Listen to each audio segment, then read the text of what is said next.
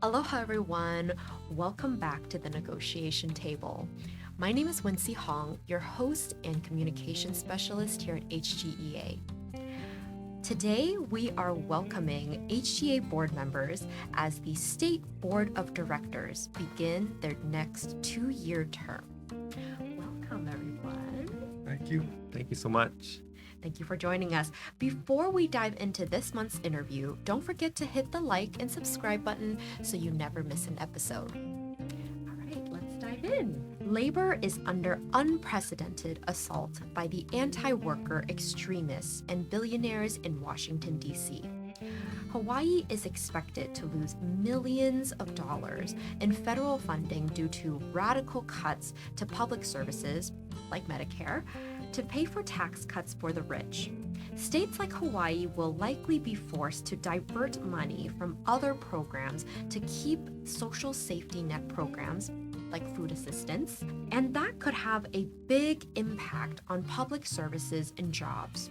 In these unprecedented times, it is more important than ever for members to get involved and get organized. Today, as our new board members begin their 2025 to 2027 term, we wanted to get their thoughts on the issues facing the union and how we can engage our membership. First up, we have Deputy Sheriff Robert Umiyamaka, Unit 14 Board of Director, aloha, Aloha. and Kaneohe Elementary Principal Derek Minakami, Oahu Director at Large, aloha. Aloha. Don't forget to stick around for an additional segment with our board president, Jeanette Hayes. All right, welcome, Robert. You are brand new to the board this year. Maybe we can start with you telling us a little bit about why you decided you wanted to serve your fellow members on the HGA board. Initially, I did not want to be a director because it's very time consuming. I was on the chair. I was a vice chair prior to this, so I knew it took a lot of time out of my daily life, my work life, and stuff like that. What had happened was a lot of the members came to me asking me, and these are guys, like, our job duty, we count on these guys with our life. This is what we do. These are the guys you call for help. And yeah, it brings tears, but these guys asked me to be here and answered the call. And thank you for being here. Derek, you previously served on the board and had a few years away. What made you want to serve again? I'm crazy. No, it's an opportunity to serve.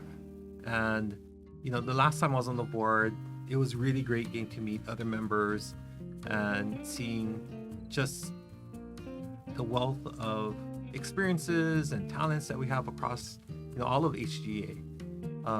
But it also was an opportunity for me to play a bigger role in helping the union strengthen itself, in helping our members have more voice and be more engaged. And so I look at it as an opportunity to help in that regard. Amazing. Robert, as we mentioned in the intro, Hawaii is expected to be hit hard by federal cuts that could threaten public services. Union members can't afford to sit on the sidelines anymore. What would you tell your fellow member to urge them to get involved? Right now, at this point, what I'm here, I'm not here as a director. I'm here as a voice. A lot of our members this has been impacting them prior to this administration. This is something we've been fighting for a long period of time. So, and these guys are working overtime, special duty, just to make ends meet. This is why I'm here. Like I said, people ask me to be here just to be their voice. I know we had some opt-outs. That's my goal, is to bring them back in to the union, strengthen numbers, right? We have to stand together. Divided will fall. So my main goal right now is to try to get back members we lost and retain members. Derek, everyone is doing more with less, and many members might feel too busy to step up on a committee, become a steward, or join a negotiation team. But as someone who has been involved for many years, what would you say to someone who doesn't think they can commit to being more active in their union? A couple things. I think that there are many ways in which people can become more active. And it can be small amounts of time. It can be a large commitment. Of course, like being on the negotiations team, that's going to be a huge commitment. But even if it's helping to call legislators, helping to call your representative to advocate on behalf of the issues that we stand on, it shouldn't have to take too much time. There's a lot of easy ways to get involved in that way. And I think, like what Robert was saying, as a trainer, I'm sure he would agree that you're only going to get as strong as the amount of commitment that you put into it. And our union's only going to be as strong as much as we're willing to put in that effort. And I think that's why we're here. I think that's why, we want to be that voice, but we also want to give opportunities for people to contribute, even if it's in a small way.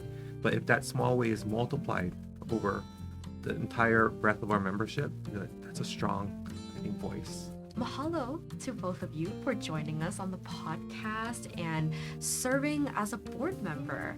Now, let's welcome our returning board president, Jeanette Hayes. Thanks for joining us, Jeanette. Thanks for having me. We were talking in the last segment about federal cuts. Many people may not realize that you administer one of those federal programs, the SNAP Food Assistance Program. You have very real experiences of what all this could mean for public services to the most vulnerable and on employees. What's your message to members about why this is the time to get organized to ensure we have the power in numbers we need to wage the battles ahead? Yeah, that's a really great question, and I know that there's a lot of fear and concerns and worries, like what does that mean for me in terms of my job? What does that look like in terms of just even the work that I do and the people that I serve? And it's really important, I think, at this time for people to not just do the fear mongering, but to get involved. I think that HJ has done a fantastic job of having instances like this with our podcast, our e-blasts, that people have an opportunity to be able to stay engaged and involved, but really at whatever level that they feel comfortable with. So if you want to be able to have a talk story at your office, that we have lunch and learn, so staff can come out to be able to help answer questions and what I can do. There's also being able to interact with your board members, each of the different units, and across each of the different island divisions, there's different directors that they can talk to be able to get a little bit more understanding. And it's just asking the questions. It's saying, well, what can I do to get more involved? How do I navigate through this? And to just be real about it. One of the things that we're going to be doing with this term with the board is to be able to get a little bit more involved with engagement. And it's really asking the members to be able to step forward and to take the time to look at our website to see if there's any kind of updates, to pay attention to what's in the e-blast. Randy, during COVID and throughout the last few years, has really tried to stay engaged and to be able to present different information, but it doesn't just stop and end with Randy. It's really from member to member, leader to leader. And so some of the things that we're going to be doing is just to really be part of the pulse and to be able to listen and to hear and to be able to be available. So I think that members should just take the time to be able to, if they haven't signed up for the e-blast, now's a great time to be able to get involved and to become a member. If you're not a member right now, that they should go on the website, hja.org, and to be able to sign up. If there's questions, they're always able to call the HJ sort of hotline by calling 808-543-0000. Sticking with member involvement for a moment, I'm sure the ways people want to get involved have changed over the years since you first became a member. Oh, absolutely. Yeah. What are some barriers that stand in the way for members getting involved, and how can we reimagine engagement for the times we are living in? Sure. Yeah, our generational array within the workplace right now is going from our Gen Zers all the way up to our boomers. We still got boomers that are still working right now. And so how they communicate is a little different. Some people want paper. Some people want to be able to call somebody and talk to somebody. Someone's willing to just go online to be able to participate in a class, to be able to get more information. And so we're looking at how do we really span that need, and some of it is also going to be asking our members, give us some feedback. What are some ways that we can improve to be able to make HGA, our staff, and our leaders that much more accessible? And so some of it may also be step up and become a steward, because some of that is you end up with access very quickly into more information by being able to serve and ask questions and talk to staff. Each of the different units have an island division meeting across all of the islands. And as I said earlier, we've got directors from each of those units. So there are opportunities to be able to have more one-on-one type of questions and interaction to be able to do that. But some people may not want that. So, with a lot of the social media campaigns that HG has built upon over the years, that you've got Instagram to be able to quickly connect, to be able to see, is the office going to be closed? Are there any updates? Like really simple stuff that people want to be able to do. And you don't got to rely on water cooler chat to be able to find out, or wait, well, I don't know a leader.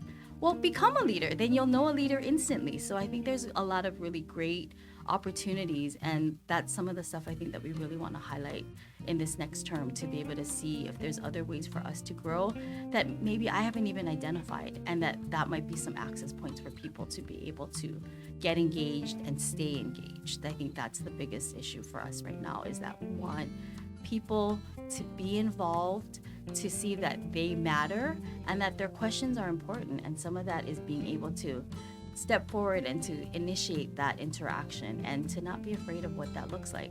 Because I think in all my years of not knowing anything as a new member to being able to be at the top of the table amongst all of my fellow leaders, that it's the simple things that help people to stay involved and to see the value of what HGA is. And we just celebrated our 90th year as an organization.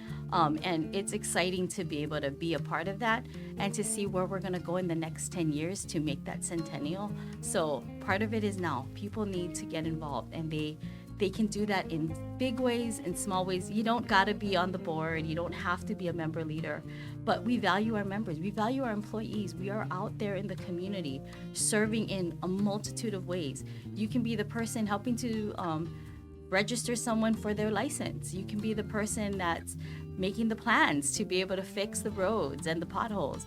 You can be the person that's over at the state capitol. Our sheriffs do a great job of serving. And so all of those different ways that we contribute to the community, HGA is here for all of us to be able to ensure that when there's a question, when there's a need, when there's a fear, that we have access points for people to be able to address all of that. And so I hope that people take advantage of that.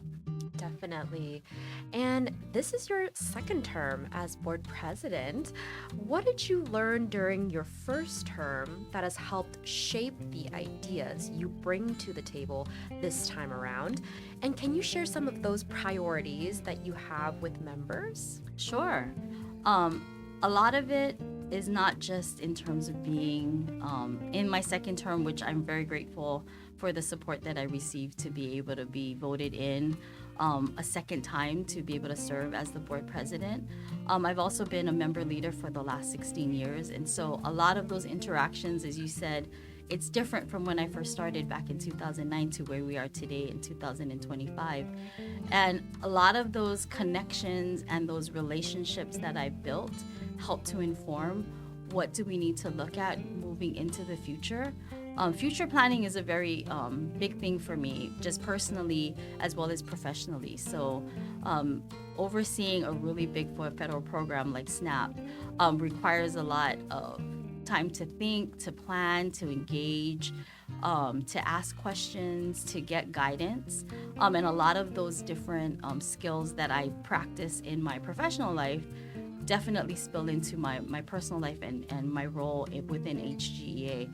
And so some of it is engaging with our more seasoned members because they've seen a lot of different things, and for some of them the last 30 years, some of them were on the picket line back in 94 when we went on strike, and so that helps to be able to provide just a different viewpoint in terms of where our organization has gone. I have friends that have had to experience the reduction in force and been bumped and moved around and had those experiences with battling, well, what am I going to do and where am I going to work?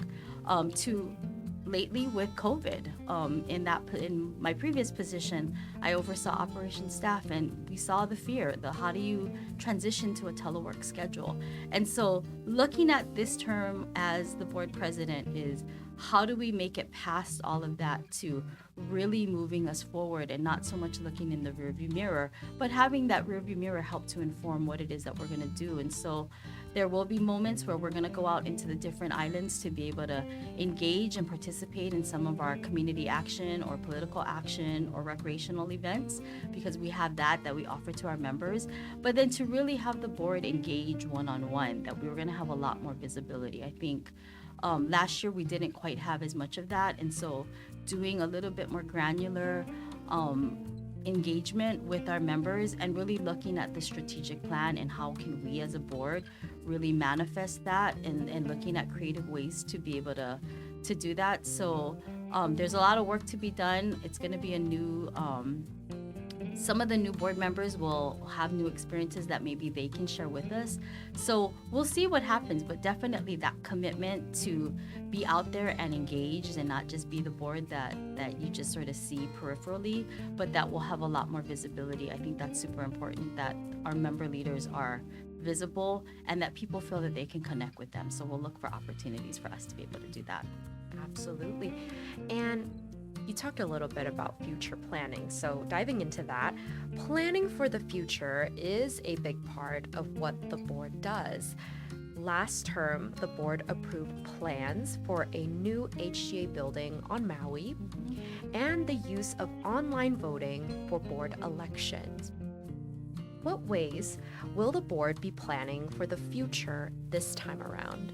Yeah, I think it's having those conversations initially that we want to start off with. What are some of the ideas that you have? And really having those one-on-one conversations and just having that sit there. And so that will be some of the conversation pieces that I have with our board members to see, well, what kind of ideas do you have?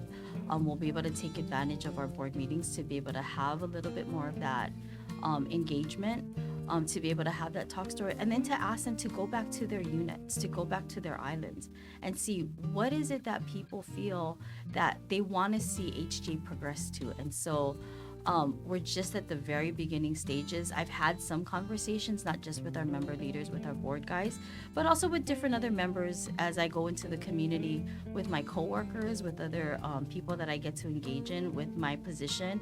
I get to interact with a lot of other agencies because of the different work that we do within the community and across the state.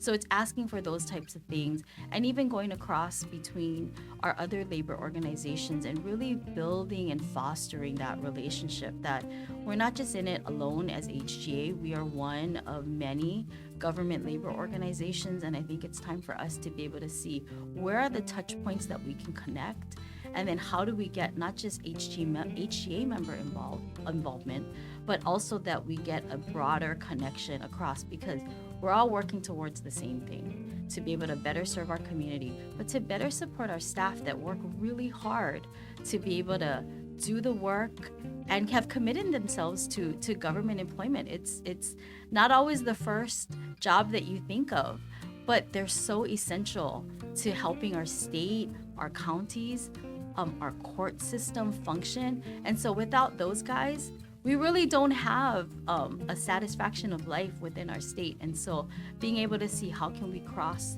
through all of that, not only for us as a board, but for all of us within the state of Hawaii broadly, that's some of the things that I think we're looking to do. And so I'm excited to see what we're going to be able to grow and the journey that we're about to begin, and to see what that chapter produces in the next 2 years. Mahalo for that. We are so grateful for your willingness to serve your union in this way, Jeanette. Thank you so much. It's a privilege, and it's definitely an honor to be able to be here. Thank you. Join the conversation, everyone, in the comments. Let us know how you think we can get more members organized and involved during these uncertain times. And for more content like this, don't forget to like and subscribe. Until next time. Bye. Thank you.